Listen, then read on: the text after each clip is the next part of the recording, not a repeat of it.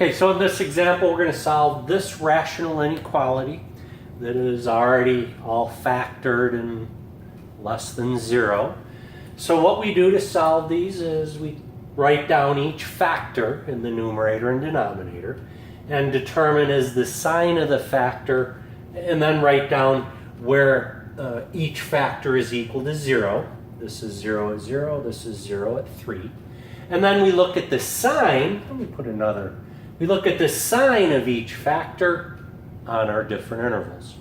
All right, when we're less than 0, let's say -3. -3 is a negative. -3 minus 3 is a negative. And a negative divided by a negative is a positive. So the actual expression, the overall rational expression, is positive when we're less than 0. Between 0 and 3, let me pick 1. 1 is positive. 1 minus 3 is negative. Pick a number bigger than 3. Oh, I don't know, 10. 10 is positive. 10 minus 3 is also positive. A positive divided by a negative is a negative. And a positive divided by a positive is a positive. Now, we can see that this rational expression is negative when x is between 0 and 3. So, our solution is x is between 0 and 3.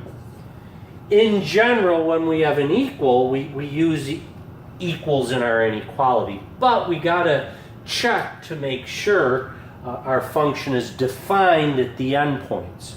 So when I plug in 0, I just get 0 over -3, which is 0. So we want to include that. What about at 3? When I plug in 3, we get 3 over 0, which is undefined. So therefore, we do not want to include the right endpoint of 3. So this is the solution. And again, when we solve these, I always like to connect it with the graph. So we see if this is the graph of y equals x over x minus 3 of that function. And we can see here that this graph is negative, or it's below the x-axis, between 0, right in here, between 0 and 3. As we can see, we have an asymptote at 3, and that's why we don't want to include 3. But we can include 0, as we said before, because 0 over any number, any non-zero number, is 0.